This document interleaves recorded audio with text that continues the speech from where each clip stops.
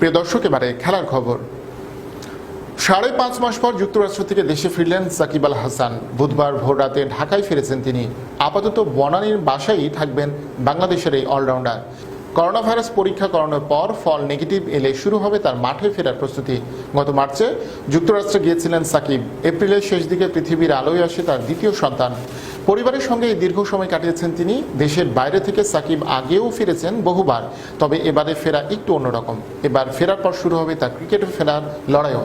1 বছরের নিষেধাজ্ঞা শেষে আগামী 29 অক্টোবর থেকে আবারও তিনি আনুষ্ঠানিকভাবে ক্রিকেটে ফিরতে পারবেন।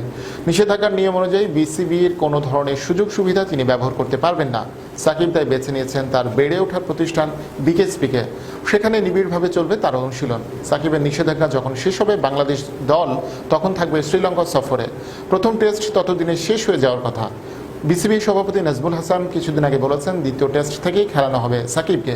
নিষেধাজ্ঞা শেষের 2 সপ্তাহ আগেই এই অলরাউন্ডারকে শ্রীলঙ্কায় নিয়ে যাওয়ার ভাবনাও আছে। সেক্ষেত্রে তিনি অনুশীলন করবেন আলাদা করে।